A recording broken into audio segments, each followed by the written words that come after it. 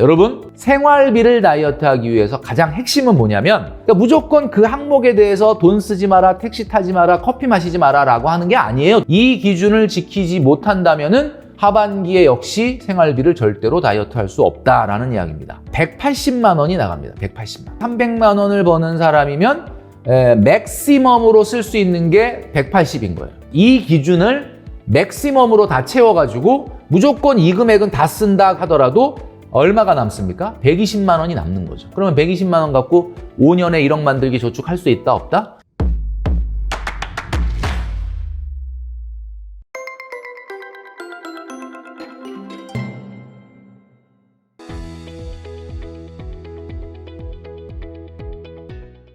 네, 여러분 안녕하십니까? 돈으로 혼쭐 내는 남자 누구겠습니까? 바로 돈줄남 김경필입니다. 오늘 이 시간에는 2023년도 이제 하반기가 시작이 되는데 자, 2023년도 하반기에도 우리 생활비를 좀 꽁꽁 붙들어 매서 다이어트를 좀 해야 됩니다. 자, 그래서 어떻게 하면은 이 하반기의 생활비를 좀 과감하게 확 줄일 수 있을지 그 방법에 대해서 말씀드릴 테니까요. 영상 끝까지 시청해 주시면 좋겠습니다. 자, 생활비 다이어트. 자, 이 생활비 다이어트를 소비 예산 포트폴리오라고 하는 4가지 방법을 통해서 여러분들에게 말씀드릴 건데요. 자, 지금부터 영상을 잘 주목해 주시면 좋겠습니다. 자, 2023년도 이제 1년 중에서 절반이 훅 지나가고 이제 6개월 정도 이제 앞두고 있는데 자, 어떻게 하면 우리가 이 생활비를 좀 과감하게 정말 획기적으로 줄일 수 있을까? 자, 이 말씀을 드리기 전에 제가 요즘 즐겨보는 유튜브, 여러 유튜브가 있는데 유튜브를 보다 보면 여러분도 아마 보신 분이 있을 것 같은데 근황 올림픽이라는 게 있습니다. 예. 요게 자꾸 뜨더라고요. 그래서 이게 보다 보니까 참 재밌어요. 많은 스타들이 나오는데 과거에 정말 굉장히 유명했던 스타들 근데 그분마저 요즘 어떻게 지내고 있지? 이렇게 굉장히 궁금하지 않습니까?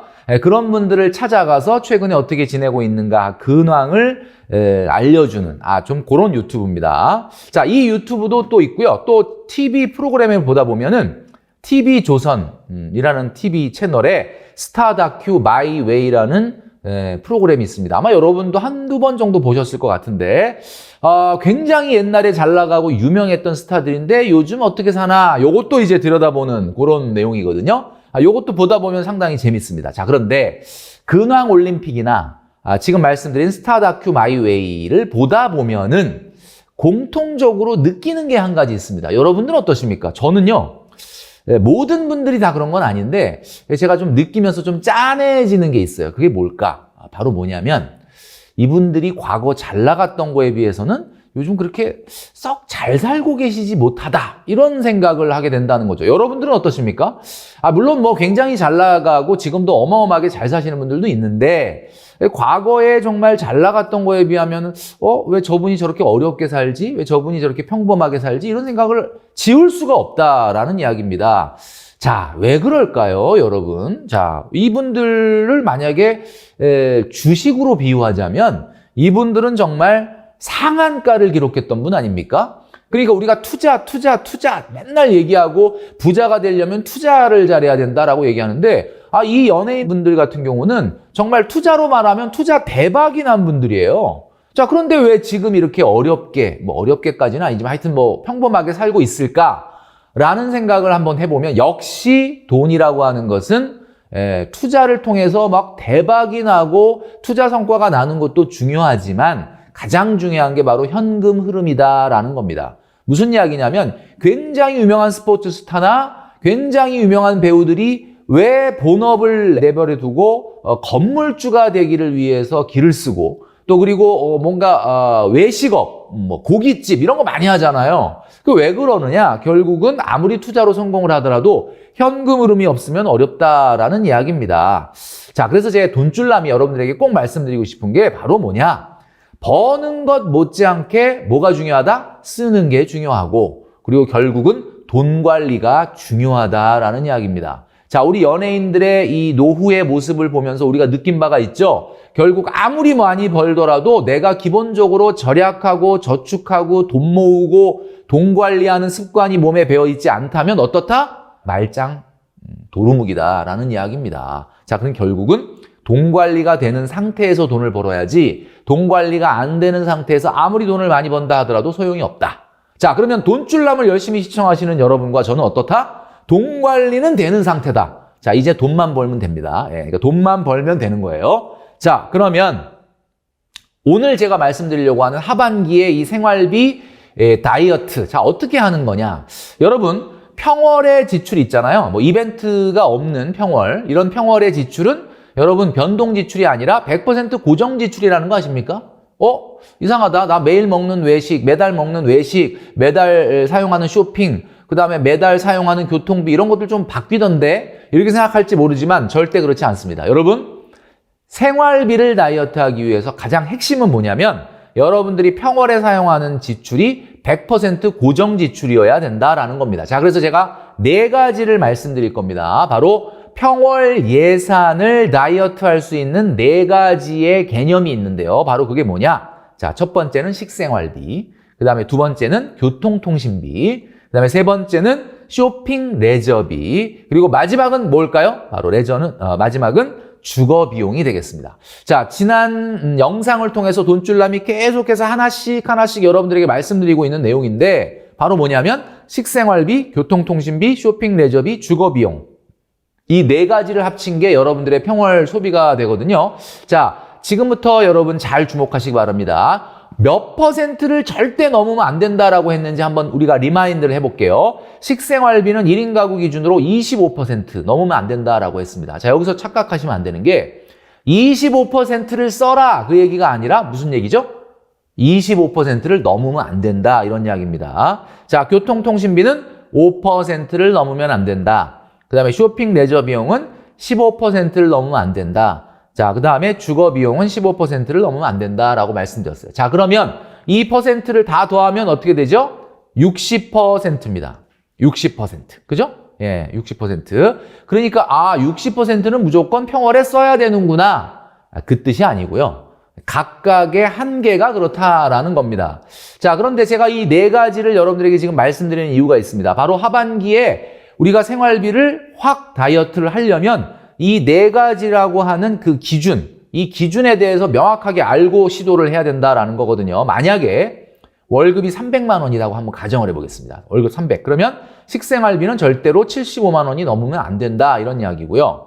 교통비는 15만 원이 넘으면 안 된다라는 이야기입니다. 자, 그런데 여기에 보면 여러분들 의아하게 생각되는 게 항목이 하나가 있습니다. 식생활비, 쇼핑, 레저, 주거 비용은 그동안 많이 다뤘고 또 이야기를 했기 때문에 알고 있는데 교통통신비라고 하는 거는 뭐 우리가 보통 교통통신비라는 거는 많이 쓰더라도 그렇게 엄청나게 쓰는 게 아닌데 굳이 이렇게 중요한 4가지 기둥 중에 하나로 뽑은 이유가 뭘까? 일반적으로 차가 없으신 분들은 교통통신비가 뭐 10만 원, 20만 원 이내지만 자, 제가 이 항목을 집어넣은 이유가 바로 자동차 때문에 그렇습니다. 자동차에 사용하는 비용이 모두 교통비거든요. 자, 그러면 본인 소득에 맞는 교통통신비는 15만 원이야. 자, 그러면 300만 원인 분이 차를 살 수 있다, 없다? 예, 차를 사면 안 된다라는 이야기를 다시 한번 드리는 거죠. 15만 원 교통비 가지고 어떻게 차를 사냐? 안 된다.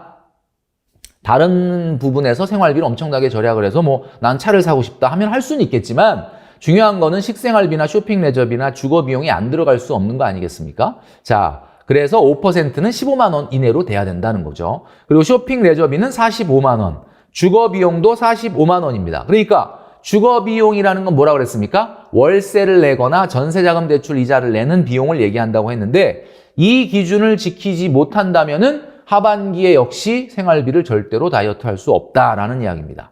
자, 합산 얼마냐? 그렇게 되면 180만 원이 나갑니다. 180만 원. 제가 말씀드렸죠. 그러니까 300만 원을 버는 사람이면 맥시멈으로 쓸 수 있는 게 180인 거예요. 자, 그러면 제가 뭐라고 그랬습니까? 180을 꼭 써야 된다가 아니라 75를 넘으면 안 된다, 15를 넘으면 안 된다, 45를 넘으면 안 된다 라고 말씀드렸으니까 어떤 분은 뭐 식생활비 뭐 75만 원 안 쓰는 분도 있거든요. 진짜로 실제. 그리고 교통통신비 15만 원 이내로 안 쓰는 분들이 있거든요. 그 다음에 쇼핑, 나 솔직히 45만 원씩 쇼핑 안 한다. 그리고 운동도 뭐 PT라든지 뭐 필라테스 같은 거 안 하기 때문에 나는 그냥 뭐 45만 원 안 든다. 이런 분 많거든요.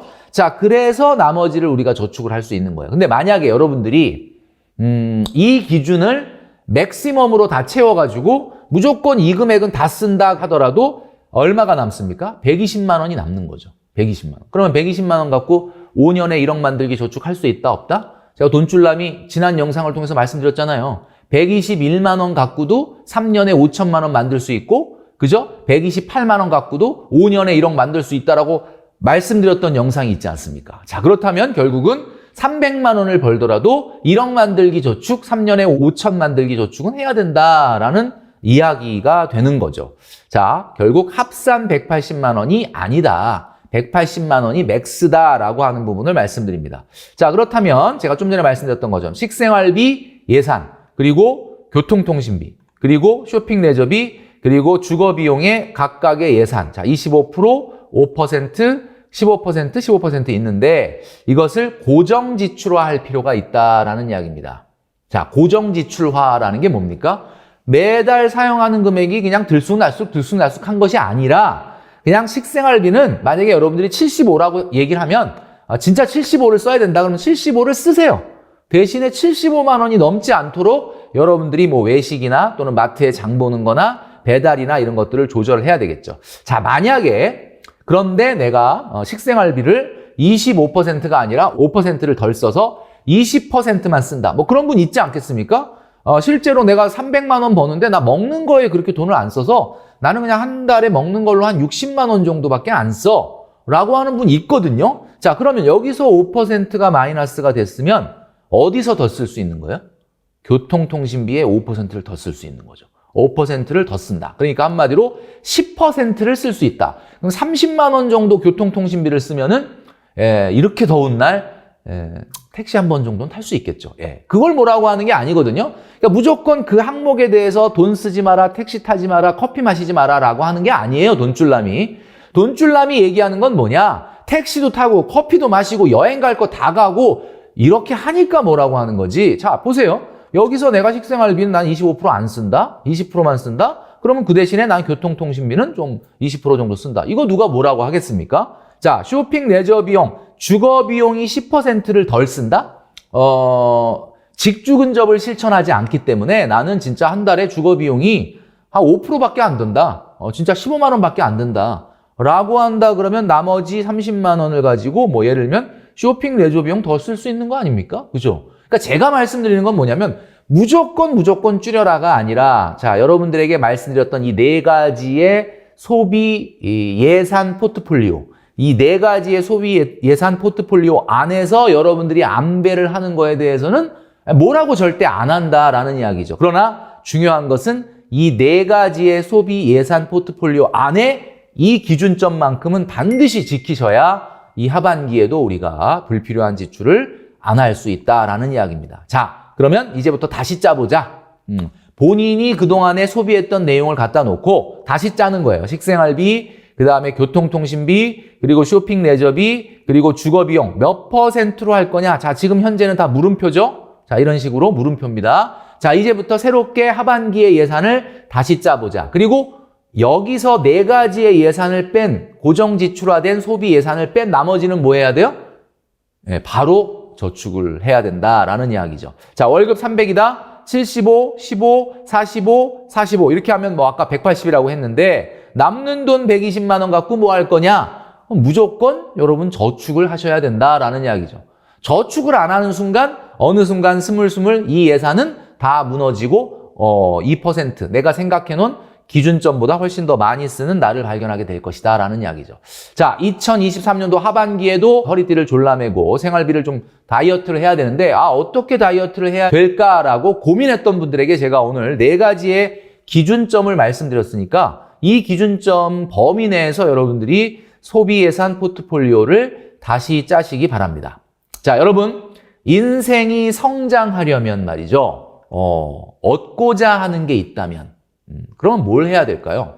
여러분 하반기에 좀 돈 좀 모으고 싶죠? 생활비도 좀 불편함 없이 잘 줄이고 돈도 좀 모으고 이제 내년 정도 되면은 뭔가 돈줄남이 새로운 투자를 좀 해라 라고 말할 것 같기도 한데 실탄이 얼마나 있느냐에 따라서 많이 달라진다고 말씀드렸죠. 자, 여러분 인생이 성장하려면 얻고자 하는 게 있다면 반드시 대가를 치러야 한다라는 것을 여러분들이 꼭 기억하시기 바랍니다. 자, 이제 1년도 절반이 훅 지나가고 나머지 1년의 절반이 남아있는데 2023년도 난 정말 성공했다라는 마음가짐으로 한 해를 마무리하기 위해서 2023년도 이 경제 위기를 극복하기 위해서 현명한 방법으로 생활비 다이어트를 실천하는 여러분 되시기를 바라겠습니다.